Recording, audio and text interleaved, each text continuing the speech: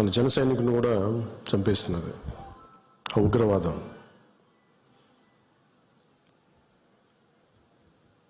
ముఖ్యంగా కాశ్మీర్ మెయిన్ మనం ఆయన కుటుంబాన్ని పరామర్శకెళ్ళినప్పుడు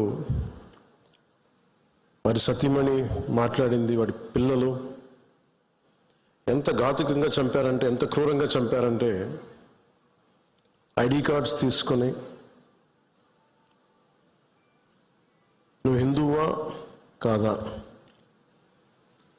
ఐడి కార్డ్స్ అడిగి, లేదంటే ముఖ్యంగా మన మసూదన్ గారి సంఘటన అయితే ఆయన సతీమణి గారి మాటల్లో సరిగ్గా 3 రోజుల ముందు వెళ్ళారంట బెంగళూరు నుంచి 3 కుటుంబాలతోటి వెళ్తే, నేను అన్ని రోజులు మామూలుగా మోడర్న్ డ్రెస్సులు వేసుకున్నాను, కానీ ఎందుకు ఆ రోజు మధుసూదన్ అంటే ఆయన అడిగారంట,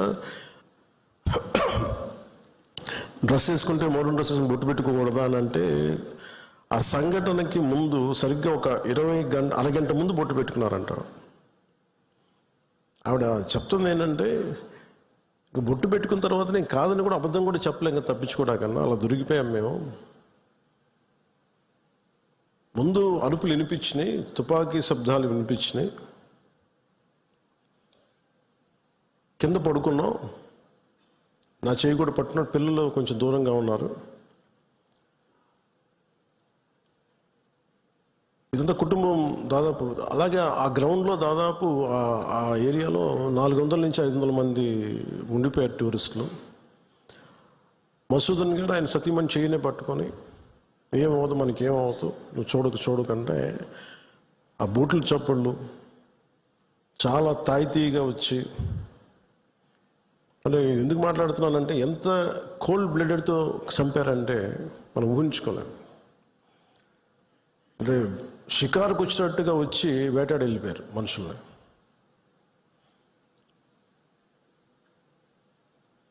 మనకి ఏమవ్వదు అని అలా అంటుంటే బూట్ల శబ్దాలు ఆగినాయి. ఆవిడికి తెలిసిందల్లా తుపాకీ శబ్దాలు వినిపించినాయి. కళ్ళు తెరిచి చూస్తే మొత్తం ముఖం మీద మొత్తం రక్తం ఉండిపోయింది, భర్త తాలూకు రక్తం. ఎంత క్రూరంగా చంపారంటే, నేను వైజాగ్ కూడా వెళ్ళాను చంద్రమౌళి గారి ఇంటికి. ఎక్కడ తల ఉండాల్సిన చోట తల లేదు. 35 బుల్లెట్లు 40 బుల్లెట్లు దింపారు తలలో, ర్యాపిడ్ ఫైర్ తోటి, ఆటోమేటిక్ గన్స్ తోటి. అంత దారుణంగా క్రూరంగా చంపేశారు. యుద్ధం ఎప్పుడు ఇంకొక ఆయుధం పట్టుకున్నవాడితో చేస్తాం, కానీ నిరాయుధులైన ఎంత నమ్మకం లేకపోతే కాశ్మీర్కి వెళ్తారు. 22-23లో దాదాపు 2 కోట్ల మంది వెళ్ళొచ్చారు. అది ప్రెసిడెంట్ పాలనంతకాలం వచ్చారు. మొన్న పాలన మారగానే అప్పటికి చాలాసార్లు ఎన్నికలు ఇంకా సంసిద్ధంగా లేదు కాశ్మీర్ అని చెప్పినా కానీ కొన్ని పరిస్థితుల వల్ల కుదరలేదు, రాజ్యాంగ పరిస్థితుల్లో ఇంకా ఉండదు అని చెప్పేసి మళ్ళీ ఎప్పుడైతే రాష్ట్ర చేతికి వెళ్ళిపోయిన పగ్గాలు, మళ్ళీ ఈ తీవ్రవాదులు విజృంభించి చాలా కోల్డ్ బ్లడెడ్గా చంపేశారు అందరిని. మీరు ఊహించుకోండి, మనందరం ఒక సాయంత్రం అంటే మనకి కాశ్మీర్కి మనకి ఏంటి సంబంధం అనుకుంటాం. గ్లోబల్ విలేజ్ని మాట్లాడుతున్నాం, ప్రపంచాన్ని. అమెరికాలో చిన్నపాటి ఇన్సిడెంట్ జరిగితే దాని ప్రకంపనలు ఆంధ్రాలో కూడా ఉంటాయి. It's become a global village. అలాంటిది దేశం సరిహద్దులు ఏమి జరిగినా, దేశం లోపల ఏమి జరిగినా దాని ప్రకంపనలు మనకు కూడా తగిలి తీరుతాయి. మేబీ ఒక సగటు మనిషిగా బతికే మనకి అంత అవసరం లేకపోవచ్చేమో, కానీ మామూలు మనిషికి అవసరం లేకపోవచ్చేమో, కానీ being a political party, regional పార్టీకి మనకి ఎందుకు అనే ఒక మైండ్ సెట్ ఉంటుంది. మన సంబంధం నేను చెప్తున్నప్పుడు బిగినింగ్లో జాతీయ సమస్యల గురించి నేను మాట్లాడుతున్నప్పుడు చాలా హాస్యాస్పదంగా ఉండేవాళ్ళు అందరు నాతో. నీకు ఎందుకు ఇవన్నీ స్టేట్స్ విషయాలు చూసుకుంటే, state is a part of the country కదా, state is a part of the nation, how do we ignore? కానీ ఈ లిమిటెడ్ ఈ తక్కువ స్థాయి ఆలోచన విధానంతో మనం ఎప్పుడు బయట ఆలోచించాం, పరిధి దాటి ఆలోచించాం. సో ఎప్పుడు నేను ఆ దేశం కోసం ఎందుకు ఇంత తపన పడతానంటే, if borders are not secured, Kashmir భారతదేశం అదంచు దాడితే పాకిస్తాన్ వస్తుంది. ఆ హద్దులు బాగలేనప్పుడు దాని ప్రకంపనలు ఇక్కడ దాకా వస్తాయి.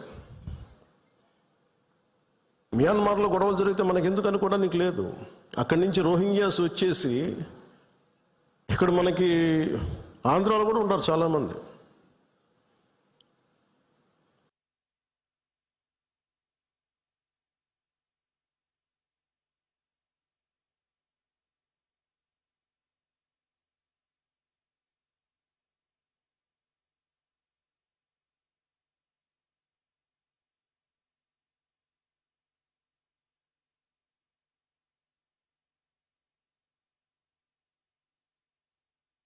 దాని ప్రకంపన మన దాని తాలూకు ఇంపాక్ట్ మనకి ఏముంటుంది అనుకుంటే, ఒక 10 సెంట్లు భూమి ఉంటేనే, రోజు 2 సెంట్లు భూమి ఉంటేనే మనం ఎంత తెలుస్తాం. అలాంటిది కంట్రీ సరిహద్దుల్ని మనం చూసుకోకపోతే నాయకులుగా వచ్చే ఉపద్రవాలు ఇలా ఉంటాయి. మన దేశం ఎప్పుడు కూడా చాలా మెత్తని దేశం. ఉగ్రవాదులకి ఎందుకు సమాధానం చెప్పలేం. మీరు నిజంగా ఆవిడ పడ్డ బాధ చూస్తే ఎంత కనికరం అవసరం లేదు ఉగ్రవాదుల మీద అనిపించింది. నిర్దాక్షిణ్యంగా తీసేయాలన్నా. ఆవిడ అన్న మాటలు, చంద్రమౌళి గారు మేము మన వైజాగ్లో కనుక, ఆయన retired employee, bank employee, retirement plan ఏం చేయాలో, పిల్లలు అమెరికా వెళ్ళిపోయి ఏం చేయాలో తెలియక ఆయన జస్ట్ ఒక 5 రోజులకన్నా వెళ్తే ప్రాణాలు పోయినాయి. మీరు ఊహించుకోండి, మన సరదాగా చాట్ తిందామని చెప్పి హైదరాబాద్లో గోకుల్ చాట్కి వెళ్తే బాంబ్ బ్లాస్ట్ జరిగింది, ప్రాణాలు పోయినాయి. Simple chat. అలాగే పార్క్ వెళ్దాం, లుంబిని పార్క్ వెళ్ళి కూర్చుందాం పిల్ల పాపలతో అంటే బాంబులు పేలినాయి. అంటే ఉగ్రవాదం తాలూకు పంజా అన్నిటి మీద ఉంటుంది. దీంట్లో దాదాపు 26 మంది చనిపోయారు. ఈ గుర్రాలని తీసుకెళ్ళి ఒక్కతను మటుకు ఒకే ఆయన ముస్లిం. మిగతా 25 మంది 25 మెంబర్స్ హిందూస్. అది కూడా ఆయన ఎదిరించాడు. ఆ గుర్రాలను తీసుకెళ్లే వ్యక్తి ఉగ్రవాదులు ఎదిరిస్తే ఆయన చంపేశారనేది వార్త. అంటే కశ్మీరు మనందరం ఒక అందమైన లొకేషన్ చూస్తే మేము చాలాసార్లు, అంటే నాకు ఎందుకు కశ్మీర్ అనేది ప్రత్యేకంగా నాకు తగులుతూ ఉంటుందంటే, యాజ్ ఎ లీడర్ మీరందరూ కూడా, as a political party stake హోల్డర్స్గా మీరందరూ you have to read history. అంటే ఇవి భవిష్యత్తులో జరగకుండా ఉండాలి అంటే దాని తాలూకు కశ్మీర్లో తూటాలు పేలితే దాని ప్రకంపనలు ఇప్పుడు మన పార్టీ దాకా ఎలా వచ్చినాయో, ఇది దేశం అంతా ఇట్లాగే ఉంది పరిస్థితి. అంటే ఒక వాస్తవాన్ని వాస్తవంగా చెప్పడంలో తప్పే ఉంది అన్నాను.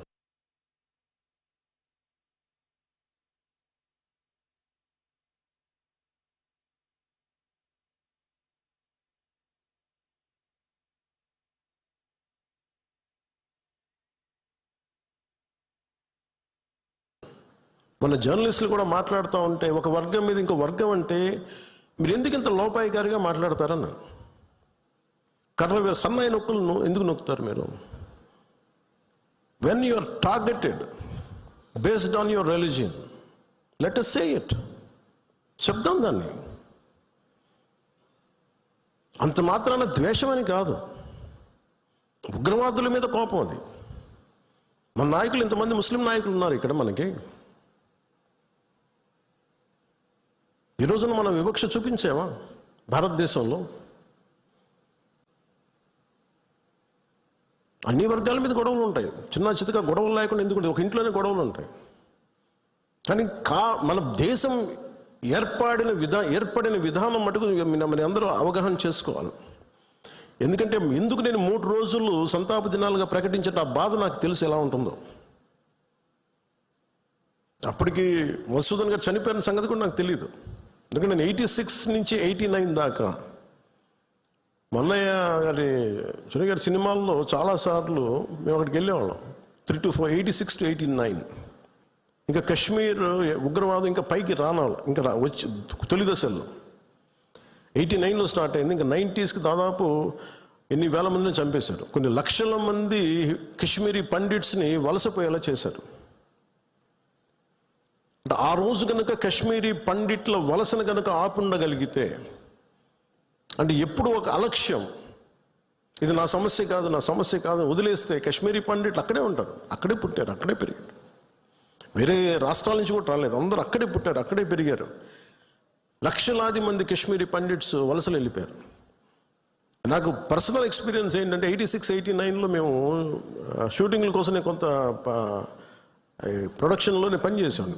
కొంచెం ఏదైనా కావాలంటే అవసరాలుగా మార్కెట్కి వెళ్ళేవాడిని. శ్రీనగర్ మార్కెట్కి వెళ్తే ఫస్ట్ ఇయర్ బాగానే ఉంది, కానీ 86లో 87, 88కి చాలా ఇబ్బంది అయిపోయింది. ఇంకా 89 దగ్గరికి వచ్చేటప్పటికి షూటింగ్ జరుగుతుంటేనే గొడవలు అయిపోయాయి. 1-2 రోజులు త్వరగా ముగించుకొని వచ్చేస్తుంటే అప్పుడున్న కాశ్మీరీ పండిట్ ఒక అతను చెప్పాడు, ఇంక మీరు రాలేరు ఇక్కడికి అన్నాడు. ఎందుకంటే మా మొహల్లాల్లో మా ఏరియాల్లో చాలా ఇబ్బందులు అయిపోతున్నాయి, మాకు ఇబ్బంది వచ్చేసరికి మీరు రాలేరు కళ్యాణ్ మీరు అని చెప్పాడు. అంటే ఆ రోజు నుంచి ఈ రోజు దాకా కాశ్మీర్ ఎప్పుడు ఒక మండుతున్న సమస్య. మీరు as a party you make very stable. This is Janasena decision, all of our decision. అది Kashmir is an integral part of India that can not be denied. అది మీరు చాలా బలంగా మీరు మాట్లాడాలి. Kashmir is an integral part of India, it will be an integral part of India forever. ఎందుకంటే ఎందుకు మాట్లాడుతున్నానంటే కాశ్మీర్ పేరు కశ్యప మహర్షి మీద వచ్చింది. అమర్నాథ్ టెంపుల్ కానీ, ఇక్కడి నుంచి కేరళ నుంచి కాశ్మీర్కి శంకరాచార్య మఠం కానీ, తర్వాత మతాలు మారుండొచ్చేమో ప్రజలు, కానీ అందుకని మీరు దీన్ని చాలా బలంగా నమ్మాలి. ఒక చిన్న గొడవ జరిగినప్పుడు అది మనకెందుకని అనుకోకండి. అందుకని దిస్ ఈజ్ జనసేన స్టాండ్. ఇది నేను బలంగా నమ్ముతాం, బలంగా ఆచరిస్తాం. భవిష్యత్తులో ఇలాంటి సంఘటనలు జరగకుండా ఉండాలి. మనం ఇవ్వగలిగేది ఏంటంటే, ఒక నాయకుడికి దేశాన్ని ఒక చిన్నపాటి ఇంటిని నడపాలంటేనే కష్టం. ఇన్ని రాష్ట్రాలు, ఇన్ని విభిన్నమైన సంస్కృతులు, ఇన్ని భాషలు, ఇన్ని పొలిటికల్ పార్టీస్, వీటన్నిటి మధ్య వైరుధ్యాల మధ్యలో ఒక ఏకాభిప్రాయంతో ఒక దేశాన్ని నడపాలి ఒక ప్రధానమంత్రికి అంటే ఎంత కష్టమైన పరిస్థితి అది. అలాంటి వ్యక్తులకి మనం ఇవ్వగలిగేది చిన్నపాటి ఊతం అంతే, చిన్నపాటి ఆసరా. ఎక్స్ట్రా గొడవలు క్రియేట్ చేయకుండా కొంచెం బాధ్యతగా మాట్లాడటం, అవసరమైన చోట భుజం కాయటం. As part of NDA this is our responsibility. ఎందుకు నేను దీన్ని ఫస్ట్ టైం, నేను ఇప్పుడు దాకా మాట్లాడిన విధానంలో కొంచెం సాఫ్ట్గా ఫస్ట్ టైం నేను ఎందుకు హిందూ టార్గెటెడ్ హిందూ, మిగతా వాళ్ళు ఇబ్బంది పడతా ఉన్నారు మాట్లాడటానికి. ఉగ్రవాదులు టార్గెట్ చేసి హిందువులను చంపారు, ఇది సత్యం అంతే. వాళ్ళు అన్న మాట నాతో ఏంటంటే, మధుసూదన్ గారి భార్య, ఇఫ్ ఐ మీన్ ముస్లిం, నన్ను స్పేర్ చేసేవాళ్ళు సార్, నన్ను